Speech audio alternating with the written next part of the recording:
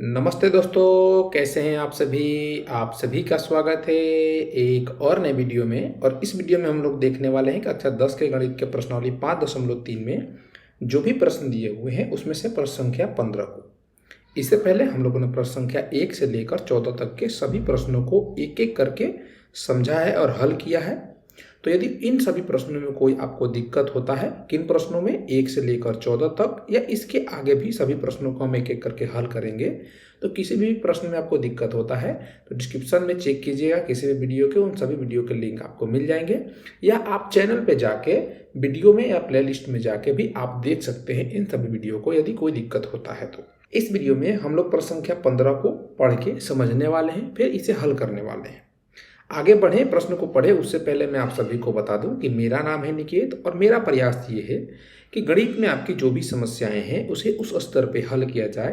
तो यदि आप चैनल पे नए होंगे तो चैनल को सब्सक्राइब कर लीजिएगा।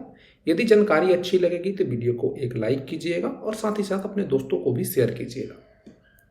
यदि आपके मन में कोई प्रश्न रह जाता है जो आप हमसे पूछना चाहते हैं तो कमेंट बॉक्स में पूछ लीजिएगा, या आपको डिस्प्ले पे एक व्हाट्सएप नंबर मिलेगा, वो व्हाट्सएप नंबर आपको डिस्क्रिप्शन में भी मिल जाएगा, तो वहाँ भी अपने प्रश्नों को आप हमसे पूछ सकते हैं। चलिए प्रश्न नंबर 15 को पढ़ के समझते हैं कि ये क्या कहता है।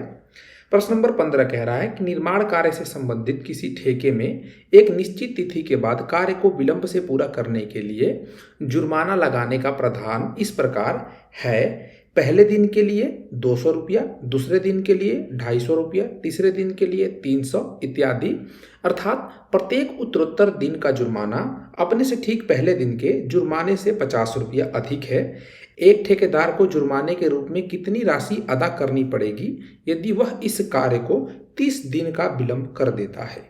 प्रश्न को एक बार खुद से पढ़ने का प्रयास कीजिए। मैं यहाँ पे आपको समझाता हूँ कि प्रश्न क्या कहता है। कोई काम है जो किसी ठेकेदार को दिया गया है काम करने के लिए। यहाँ पे क्या है कि मान लीजिए कि आपको कोई काम करने के लिए दे दिया जाए कि इस तिथि तक कोई काम आप करके दे दीजिए। ऐसे ही इस प्रश्न में एक ठेकेदार को एक काम करने के लिए दे दिया गया है और कहा जा रहा है कि इस काम को इतने तारीख तक आप पूरा करके दे देना। हो सकता है कि किसी कारणवश ठेकेदार को कार्य करने में दिक्कत आ रही होगी और जिस तारीख को कहा गया है करने के लिए उस तारीख को ना करके वो 30 दिन तक देरी करता है इस काम को करने में। यहाँ पे क्या है कि यहाँ पे जुर्माना का प्रावधान किया गया है और इस प्रकार से किया गया है कि यदि काम करने में आप एक दिन की देरी करेंगे यानी विलंब करेंगे तो पहले दिन आपको 200 रुपया देना पड़ेगा।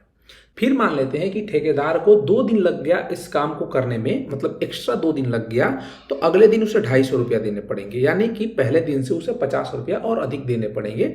इसी प्रकार से आगे भी कहा गया है कि तीसरे दिन उसे 300 रुपया देने पड़ेगा और आगे कहा भी गया है कि प्रत्येक पहले दिन से 50 रुपया बढ़ा के देना पड़ेगा, लेकिन पहले दिन 200 रुपया देना पड़ेगा।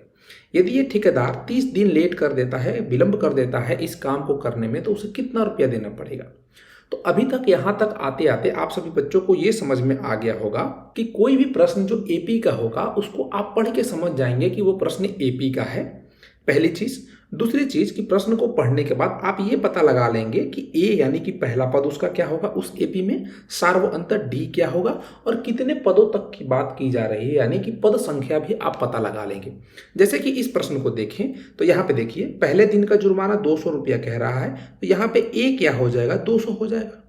फिर कह रहा है कि प्रत्येक पहले दिन से, यानी कि पहला दिन यदि 200 लगा है तो उसके अगले दिन 50 रुपये उसमें जुड़ के लगेगा और प्रत्येक दिन 50-50 अपने पहले दिन से जुड़ेगा, तो यानी कि यहाँ पे डी क्या हो जाएगा 50 हो जाएगा। 30 दिन के विलंब की बात कर रहा है यानी कि 30 दिनों का योग ज्ञात करना है, यानी कि n बराबर 30 हो जाएगा। यहाँ पे हम एस एन का सूत्र लगा के यहाँ पे क्या कर सकते हैं, जितना पैसा उसको जुर्माना के रूप में देना पड़ेगा हम ज्ञात कर सकते हैं। लेकिन आपको क्या करना पड़ेगा, इस प्रश्न को हल करने के लिए भाषा के साथ लिखना पड़ेगा कि पहले दिन का जुर्माना 200 रुपया, दूसरे दिन का जुर्माना 250 रुपया, तीसरे दिन का जुर्माना 300 रुपया, इसी प्रकार के आगे के दिनों का भी जुर्माना होगा। और यहाँ से हम क्या कर सकते हैं, ए ज्ञात कर सकते हैं पहले दिन के जुर्माना के रूप में, डी ज्ञात कर सकते हैं दो जुर्माना के बीच का अंतर ज्ञात करके, और एन 30 दिनों के लिए कह रहा है तो एन भी ज्ञात कर सकते हैं। फिर एस एन का सूत्र लगाएंगे तो एस एन का सूत्र होता है n/2 इंटू का 2a प्लस का n-1 n2 का d। इसको सरल कर देंगे और हमें क्या प्राप्त हो जाएगा, 30 दिनों का जुर्माना प्राप्त हो जाएगा। तो s n के जगह पे 30 तो 30 हो जाएगा, n/2 यानी कि 30/2 हो जाएगा, n2 का 2a यानी कि 2 गुणे a क्या है 200 है तो 200 प्लस का n-1 30 - 1 29 हो जाएगा और d का मान क्या है 50 है तो 50 हो जाएगा। इसको सरल करेंगे तो क्या प्राप्त होगा, ये 15 प्राप्त होगा, ये 400 प्राप्त होगा। इसको गुणा करेंगे तो क्या प्राप्त होगा, 0 9 5 45 के 5 हाथ में 4 10 और 4 14 हो जाएगा। इसको और सरल करेंगे तो ये 15 गुणे 1450 गुणे 400 1850 हो जाएगा। इसको आपस में गुणा करेंगे तो ये क्या प्राप्त होगा हमें, ये 0 हो जाएगा, 15 5 75 के 5 हाथ में 7 हो जाएगा, 15 8 120 और 7 127 हो जाएगा, 27 का 7 हाथ में 12 हो जाएगा और 15 और 12 क्या हो जाएगा 27 हो जाएगा। यानी कि 27,750 रुपया 30 दिनों के लिए उसे क्या करना पड़ेगा, जुर्माना के रूप में देना पड़ेगा।